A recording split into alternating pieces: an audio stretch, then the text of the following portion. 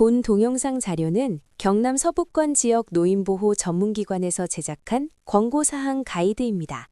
법적 구속력이 없음을 미리 알려드립니다. 오늘 저희가 함께 살펴볼 자료 첫 장에 이런 문장이 있더라고요. 네, 어떤 문장인가요? 억제되는 치료가 아닌 보호입니다. 그리고 바로 아래에 어르신의 존엄성을 지키는 것이 진정한 케어입니다. 어쩌면 오늘 저희가 나눌 이야기의 시작과 끝을 다 담고 있는 말 같았어요. 맞습니다. 그 두 문장이 이 가이드라인의 핵심 철학을 딱 보여주죠. 사실 신체 억제대라는 말만 들으면 왠지 좀 차갑고 좀 비인간적인 느낌이 들잖아요. 그렇죠. 일단 거부감부터 들죠. 네, 하지만 그 이면에는 사실 현장에 아주 치열한 고민, 그러니까 안전과 존엄성 사이에 그 아슬아슬한 줄타기가 담겨 있거든요. 바로 그 지점인 것 같습니다. 그래서 이번 시간에는 요양시설 같은 곳에서 불가피하게 사용될 수도 있는 이 신체 억제대에 대해서요. 막연한 거부감을 좀 넘어서 어떻게 하면 어르신의 존엄성을 최우선으로 지킬 수 있는지 그 구체적인 규칙과 절차들을 한번 따라가 보려고 합니다. 네, 아주 중요하죠. 이해를 돕기 위해서 가상의 상황을 하나 만들어 보면 어떨까요? 예를 들어 밤마다 자꾸 링거를 빼려고 해서 좀 위험한 상황이 반복되는 김할머니가 계시다고 한번 해보죠. 여기서부터 이 가이드라인이 어떻게 작동하는지 한번 풀어오겠습니다. 아주 좋은 접근입니다. 자, 김할머니의 경우에 가장 먼저 떠오르는 생각은 아마 이거 손을 묶어두면 간단하게 해결되지 않을까? 이걸 거예요. 그렇죠. 단순하게 생각하면요. 하지만 이 가이드의 첫 번째 원칙이 바로 그 생각에 제동을 겁니다. 신체 억제되는 최후의 수단이다. 어떤 경우에도 이게 첫 번째 선택지가 될 수는 없다는 거죠. 최후의 수단. 그렇다면 그전에는 절대 쓰면 안 된다는 건데. 특히 자료에서 이 세 가지는 무조건 금지라고 딱 못 박은 경우가 있더라고요. 네, 어떤 것들이죠? 종사자의 편의를 위한 사용, 그리고 낙상 예방을 위한 습관적인 사용, 마지막으로 필요시 처방 같은 그런 애매모호한 지시, 이 세 가지는 절대 안 된다고요. 맞습니다. 특히 그 종사자의 편의를 위한 사용이 가장 경계해야 할 부분이거든요. 아무래도 산장에서 인력이 부족하고 바쁘다 보면 그런 유혹에 빠지기가 쉽습니다. 그럴 수 있겠네요. 그래서 가이드에서는 억제대 사용이 허용되는 조건을 아주 까다롭게 규정합니다. 생명 구조를 위한 절박함이 인정될 때, 그리고 다른 모든 대안이 실패했을 때, 이 두 가지 조건이 모두 충족되어야만 해요. 잠깐만요. 여기서 생명 구조를 위한 절박성이라는 말이 조금은 모호하게 들릴 수도 있을 것 같아요. 현장에서 이걸 좀 자위적으로 해석할 위험은 없을까요? 아주 중요한 지적이십니다. 그래서 바로 이 가이드라인이 필요한 겁니다. 여기서 말하는 절박성이라는 건요, 아까 그 김할머니 사례처럼 링거를 빼서 생명 유지에 필수적인 약물 투여가 중단될 위험이 있다거나, 네. 혹은 몸을 너무 심하게 움직여서 침대에서 떨어져서 큰 부상을 입을 명백한 위험이 계속 반복될 때, 이럴 때를 의미하는 겁니다. 막연한 불안감이 아니라 정말 실제적인 위험이 눈앞에 있을 때를 말하는 거죠. 알겠습니다. 그러니까 김할머니의 행동을 보자마자 억제돼. 이걸 떠올리는 게 아니라 잠깐 다른 방법은 없을까?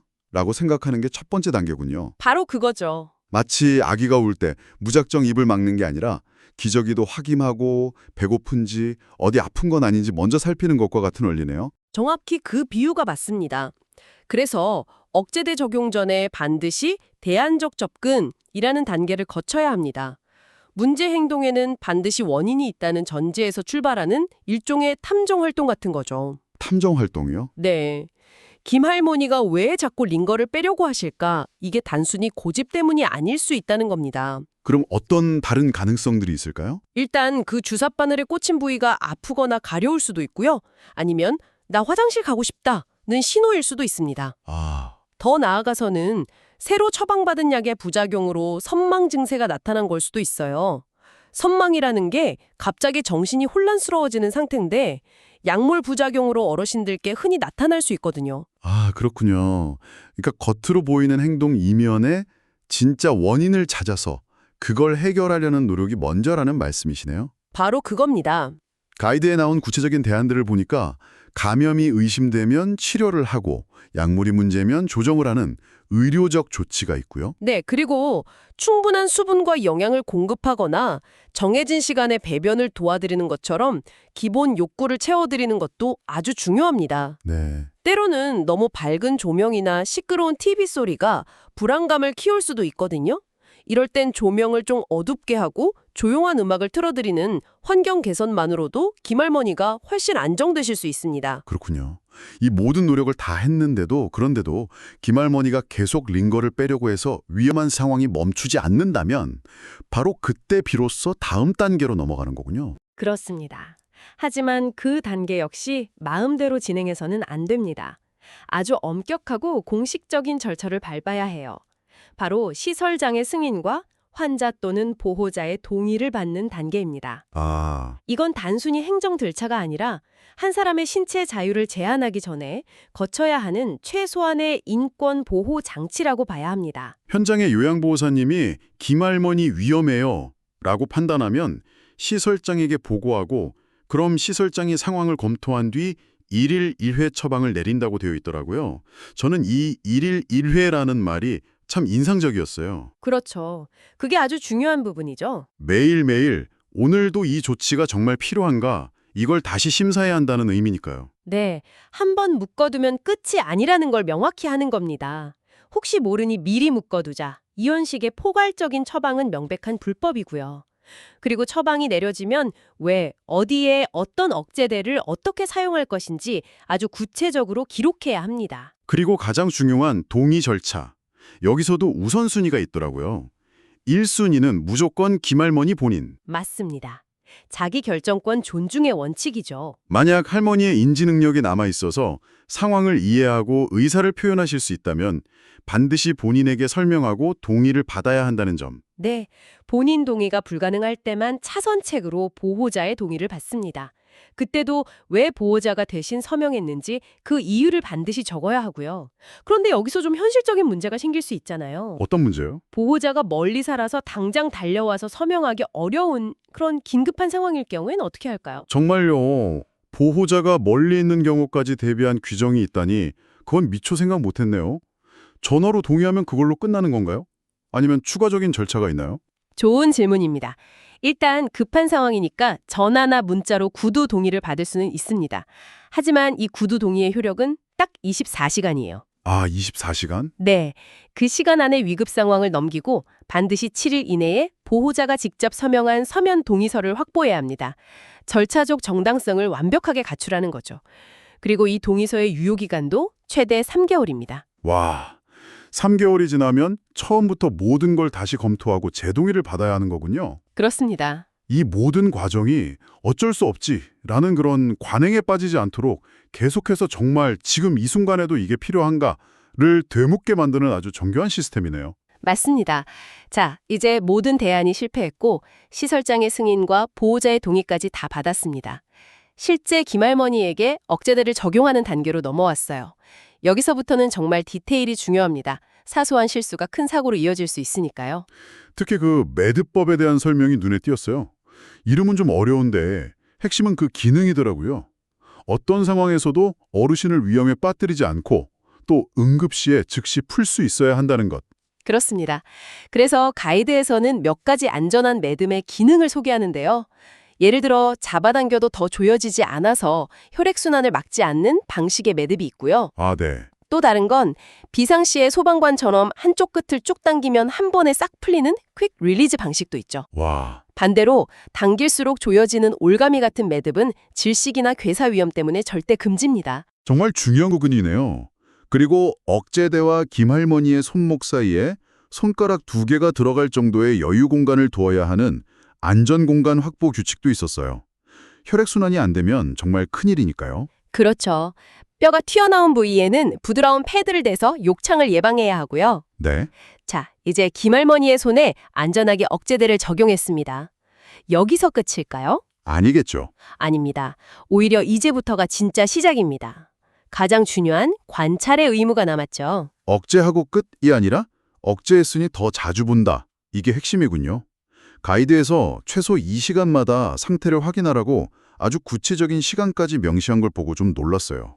그게 선택이 아닌 의무사항입니다. 사실 현장에서는 이게 정말 힘든 일이긴 해요. 2시간마다 한 분 한 분 상태를 확인하고 기록하는 게. 하지만 이 작은 수고가 어르신에게는 생명과 직결되는 문제이기 때문에 절대 소홀히 할 수 없는 거죠. 그렇죠. 이때 단순히 그냥 보고만 가는 게 아닙니다. 확인해야 할 체크리스트가 또 있더라고요.